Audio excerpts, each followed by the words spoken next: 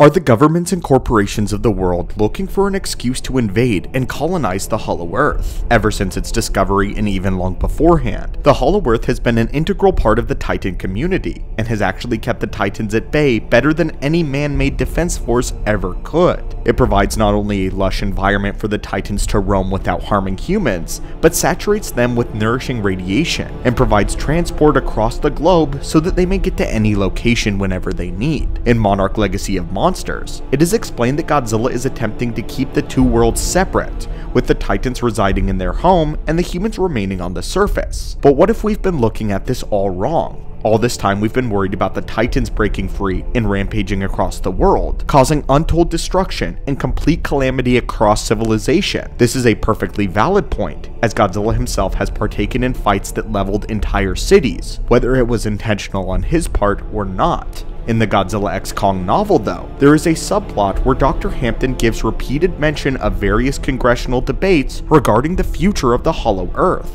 and this alludes to the idea that the Hollow Earth may not remain isolated forever. The notion is planted that there may actually be international powers lobbying for the invasion and complete takeover of the Hollow Earth by humanity. So today, Heralds of the Titans, let's explore this idea and the consequences of a Titan-human war. The basic premise is rather simple. The governments of the world and the international corporations alike have a vested interest in securing the Hollow Earth for good, and there are plenty of completely justifiable reasons why they may think this way. Throughout the novel, Dr. Hampton has to juggle various senators, foreign diplomats, and government officials as the preeminent Godzilla expert. She consistently has to keep everyone at bay, otherwise entire nations would have already declared war on Godzilla, and much of Hampton's job is acting as the only restraint holding Godzilla and the world apart from all-out war. Everywhere Godzilla goes, governments look to her for answers, and Ambassador Paoletti of Italy even tells Dr. Hampton that his superiors are considering airstriking Godzilla for sleeping in the Roman Colosseum. Eventually she is able to dissuade them, but only by pointing out that Rome is a very densely populated city with thousands of potential casualties. The ambassador of Italy eventually agrees not to attack, but he then explains how distraught he is by the destruction of even a single one of Godzilla's footsteps, even though he's not in active conflict with any other Titan. Even though the battle with Scylla is over, he destroys valuable Italian architecture just by walking into the river, which makes the ambassador livid.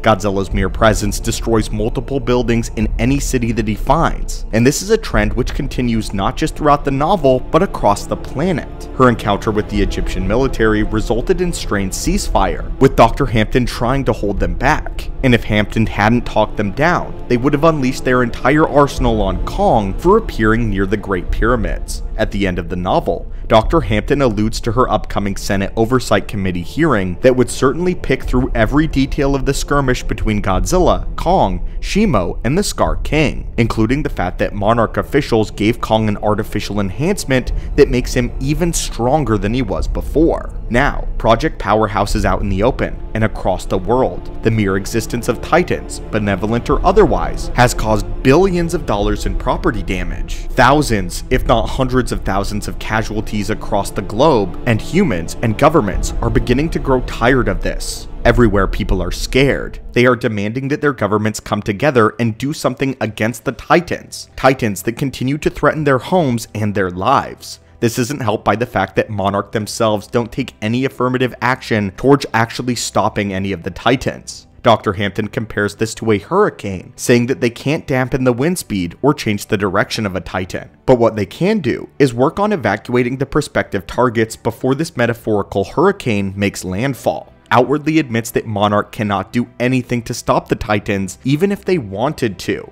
And this doesn't exactly instill confidence in the wider public. The floodgates are being tested, and it's only a matter of time before a government or a company with the means and resources to take a much more proactive approach in warding off the Titans gains more and more power. Based on what we know of human nature, there will certainly be those who would benefit from an invasion of the Hollow Earth, and essentially all-out war. We know that in the comics, Raymond Martin constructed the Titan Hunter specifically to venture into the Hollow Earth and slaughter as many Titans as he could get his hands on, and Lee Shaw's objective in Legacy of Monsters was to close off the Hollow Earth to the surface. Perhaps the most important questions levied by this idea, though, are 1. Can humanity do this at all? And 2. What would the fallout be? Hampton herself references the oxygen destroyer from King of the Monsters, and how it was almost able to finally kill Godzilla, which means that humans know that he is in fact able to be killed now. And not only that, but by a weapon made by humanity.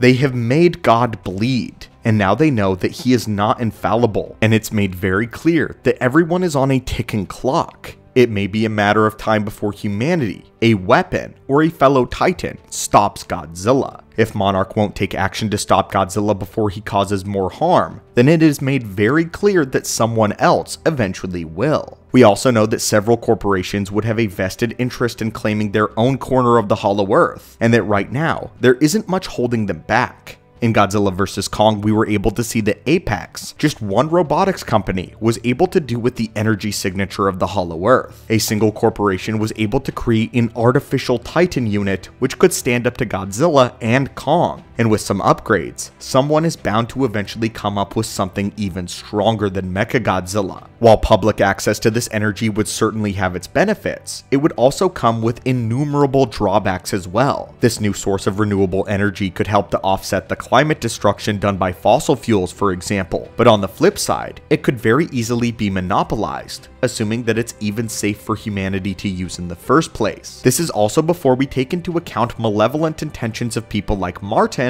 who only want this power for themselves. We can only surmise that if the gates were opened, then the Hollow Earth would be strip mined for as many resources as competing companies could get their hands on. And that doesn't just include physical resources, but also Titan life forms as well. How many corporations could capture or slaughter minor Titans for a profit? There is no telling what kinds of products and services can be made from places such as fallen Titans and the Hollow Earth, and it's even theoretically possible that someone might open a mangled Jurassic Park style Titan zoo in the future. This prospect in the eyes of corporations more than justifies the risk of depending on what exactly different companies are after and what they're able to do with the bodies of Titans and how much they can charge. A surge of human activity in the Hollow Earth, especially one motivated by war and profit, would run the risk of eviscerating the flora and fauna of this new domain. Titans would be hunted and captured to extinction, and if humans succeeded, there is a very likely possibility that no Titan is safe. Maybe not even Godzilla. But now we have to talk about the Titans and retribution.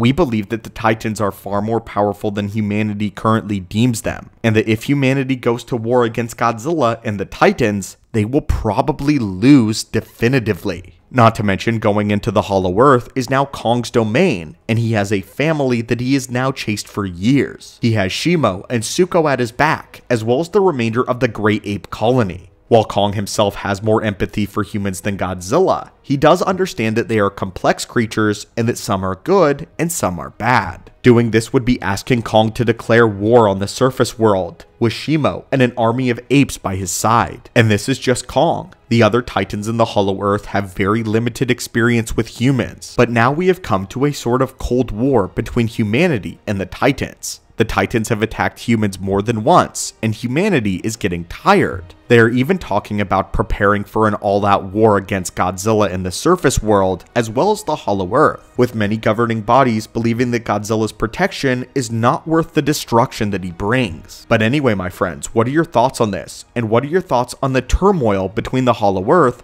Titans, and humanity? Is there an all-out Titan war brewing? And could the consequences be cataclysmic? As always, my friends, thank you so much for watching the channel today. Atomic blast that subscribe button for more kaiju lore and novelization breakdowns, and have a great day.